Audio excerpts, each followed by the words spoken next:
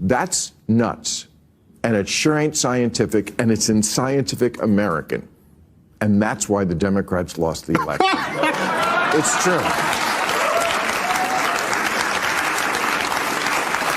Bill, every 20 minutes on your platform, you come up with another reason why the Democrats lost. No. You already have the answer. They lost the election. So anything you say is why true. they did it. First of all, you don't watch this show, so you don't know that. I know you don't, and it's okay. But you talk as if you do, and you fucking don't. And that's okay. Just don't bullshit me. That's the one thing people can't ever do on this show is bullshit me. Bill Maher brought on Neil deGrasse Tyson, the woke scientist that just, I mean, I don't even want to call him a scientist anymore. He basically just has the title of scientist and only spreads woke propaganda, will not even entertain anybody who is outside of the woke cult. He won't even entertain any of the ideas that they have.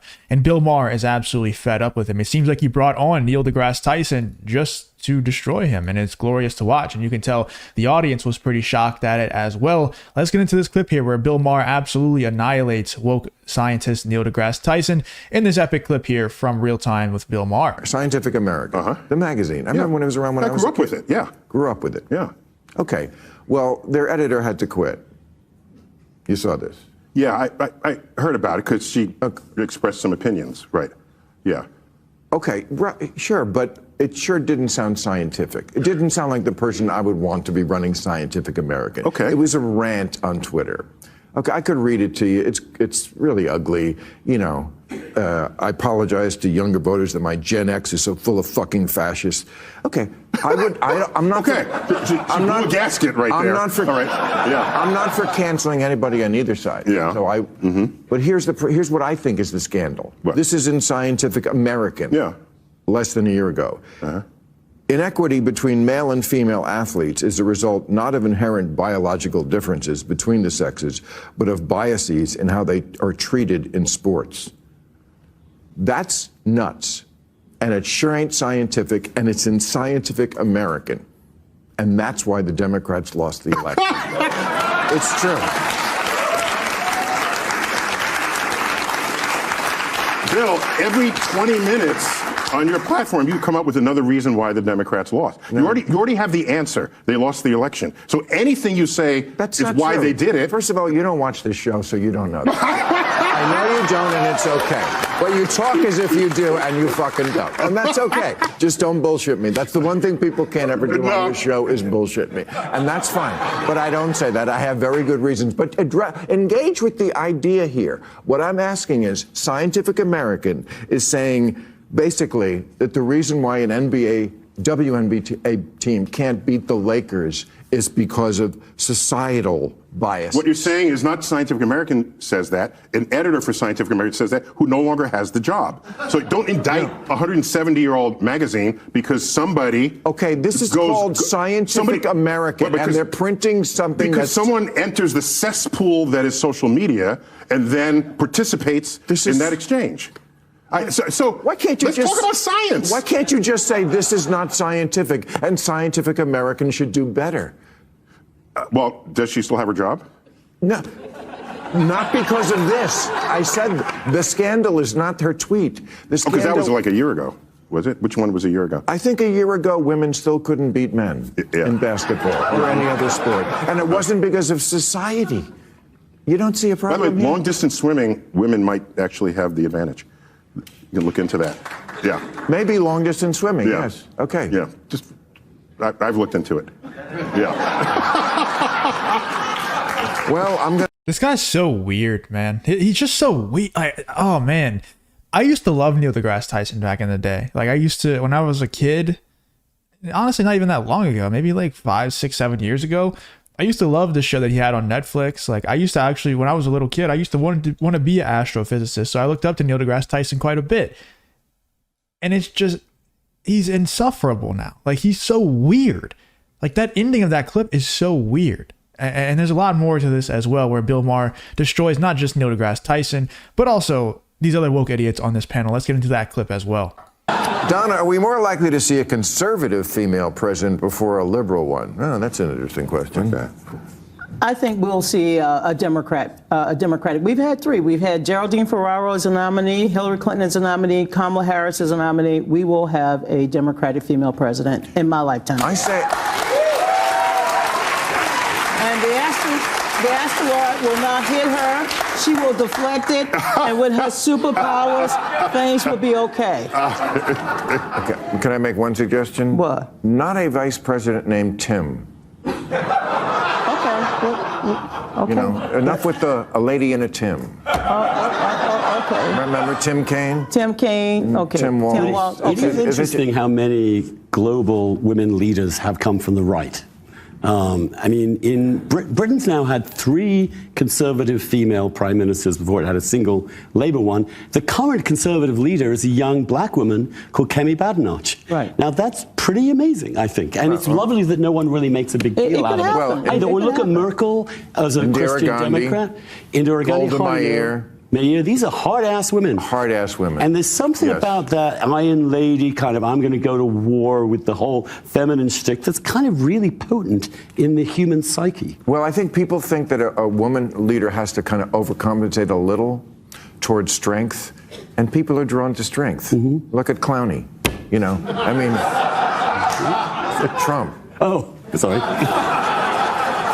Really have to spell that out? It's late. By the way, you left out Shirley Chisholm. She wasn't a nominee, but she ran for president. She ran for president. Yeah. Mexico just elected a female president. We've had female presidents in Africa. It's time, folks. We know how to lead. We can build. No, I think I'm good.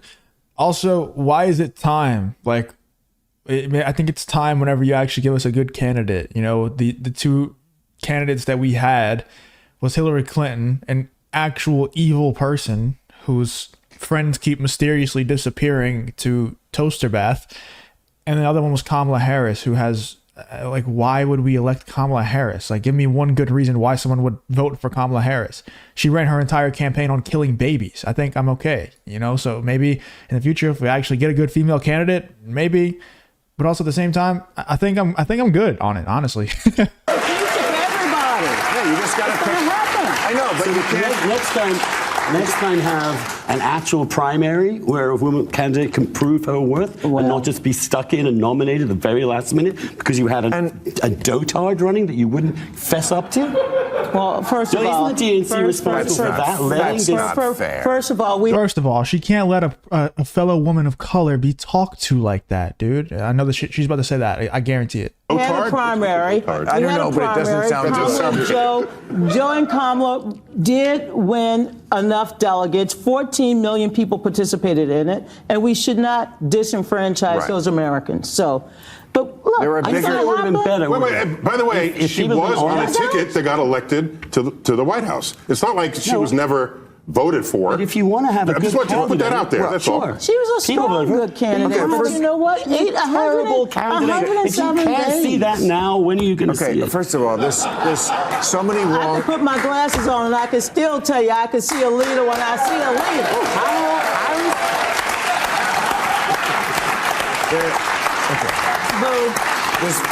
Excuse me. Go ahead, buddy. Go ahead, There's baby. been so many wrong things said here by everybody. I'd like to correct some of them. She's not a dotard. Shirley Chisholm didn't get anywhere. That's to our point. If you enjoy content like this, then make sure to leave a like and subscribe to the channel. It really does help me out a ton. Let's get back to the video. No, It takes a different kind. It lays some groundwork for others later. 107 days was more than enough time. That's a stupid excuse in my view, that it wasn't enough time. If anything, our election should be like Britain and like other countries. They don't need 100 days. She was actually doing fine after the first few months. After winning 81 million votes, Donald Trump never conceded the election. Correct. Okay, he continued to lie. He continued to fabricate. Kamala Harris and Joe Biden won the hearts and minds of the American people, as well as the Electoral College. Yet they were never given a mandate to do anything. But you they mean went Hillary? out. Hillary won. No. Hillary won the popular vote. So we actually have elected a woman. Yeah. It's just that our stupid system, the way we play the game, she didn't get elected. But we can't say that the country, and also the votes are now finally all in for this election. Kamala Harris lost by your mustache hair. That like this much, it's so close. Always. So, right. You know, Bill, you said everyone at the table said something false. What did you? I mean, she didn't really lose by that. I mean, she lost by what, 3-4 million in the popular vote, and the Electoral College, she got blown out. I mean, she lost basically every swing state. She got blown out in the Electoral College. I don't know what Bill Maher is talking about where she lost by a mustache hair, unless he was talking about Hillary, but I'm pretty sure he was talking about Kamala Harris. She lost by a pretty good margin. You say that was false. Nothing.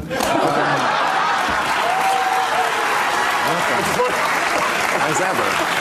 But the other false thing was, that she ran a great campaign. She did not run a great campaign, and you're going to keep losing if you insist that she ran a great campaign. I'm saying, look, there was no model for the campaign that she had to run. Look, on July 21st at 1:41 p.m., when Joe Biden announced that he was going to step down, Kamala Harris had to step up.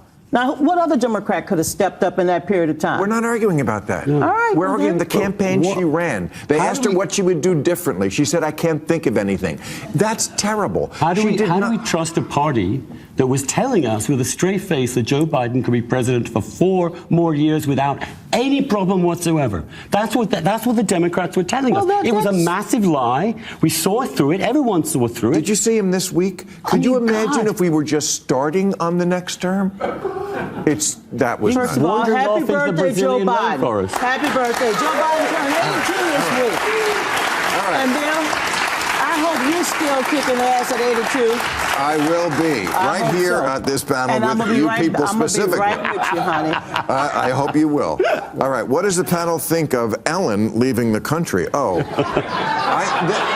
this I find so fascinating because first Ellen is canceled by the left. I mean, she said, I was kicked out of show business. That wasn't from the right. That was because she had a toxic workplace and all the things that the people are. So then Trump so she's canceled by the left in her country, but then she's leaving the country because the right got elected. I'm just asking about that. It doesn't completely compute, right? Did she sell her house? Do you think she's really going to leave? Yes, she's already there. Where? And she announced it. England. Cotswold, England. Yeah. Ooh. Yeah. I don't know. I know. I've met her mother, and I don't think she would have agreed with that. The mother is very down to earth. Her mother. She's always lived in L.A., right? Yes. And now she's in the Cotswolds. Yeah. I give it like 4 months. Why? Is it boring there? And by the way, you heard Fareed Zakaria report that the GDP per capita of the UK, if it were a state of the United States, would be 51st. Right. And so there's a very big difference between living in the United States and living anywhere else in the world.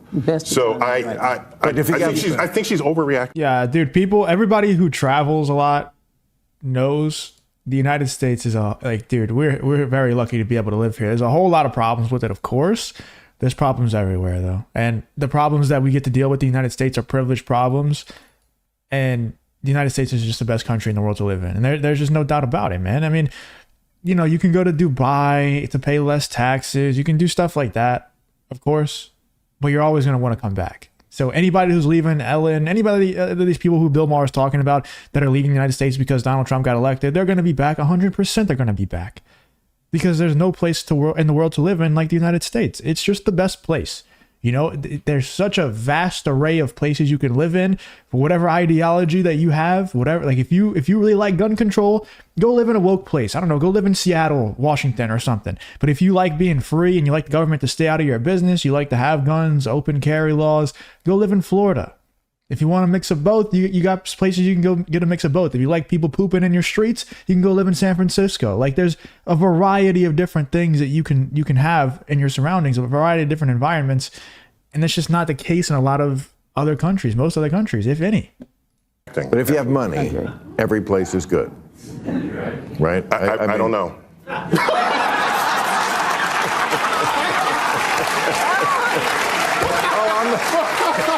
I'm not crying for you. Right. What's your speaking fee? It's what their normal salary Maybe is. she'll come back home for the holidays. We don't know. No. I'm just saying. How soon could Elon Musk realistically send humans to Mars? Another good question. I have strong views on that. My read of the history of space exploration is such that we do big, expensive things only when it's geopolitically expedient, such as we feel threatened by an enemy. And so for him to just say, let's go to Mars because it's the next thing to do, what does that venture capitalist meeting look like? So Elon, what do you want to do? I want to go to Mars. How much will it cost? $1 trillion. Is it safe? No, people will probably die. What's the return on the investment? Nothing. That's a 5-minute meeting and it doesn't happen. So we agree. I'm not for going to Mars. Okay, wait. I got nothing against Mars. What I'm saying is, here's how we get to Mars. Ready? China leaks a memo. Doesn't even have to be true. They leak a memo that they want to put military bases on Mars. Right. Then we're on Mars in 10 months, but NASA doesn't have its spacecraft, but Elon does. Here's my spacecraft to Mars, and we end up paying him to use his spaceship to get to Mars. And that'd be easy for China because Mars is already red, right? So that'd be an easy sell. That'd be an easy sell. Okay? That's how. So I don't see it happening until governments judge that it's geopolitically in our interest. Otherwise, I don't see it as just an exploration. But I believe President-elect Trump has some interest in Mars, so you might have another conversation in a couple of months. At some point, somebody has to pay for it, and just being interested in something is not the same thing as paying for it. He believes there are people there. I mean, I listened to that podcast with Joe Rogan. It took 4 hours, two bottles of wine. But I mean, of course, Neil deGrasse Tyson doesn't like Elon Musk, so he's not going to support Elon Musk going to Mars. Like, the guy is just an idiot. Let me know what you guys think about Bill Maher absolutely destroying Neil deGrasse Tyson and the rest of this panel whenever they brought up just absolutely ridiculous things. Let me know in the comments what you guys think about this whole Bill Maher versus Neil deGrasse Tyson situation.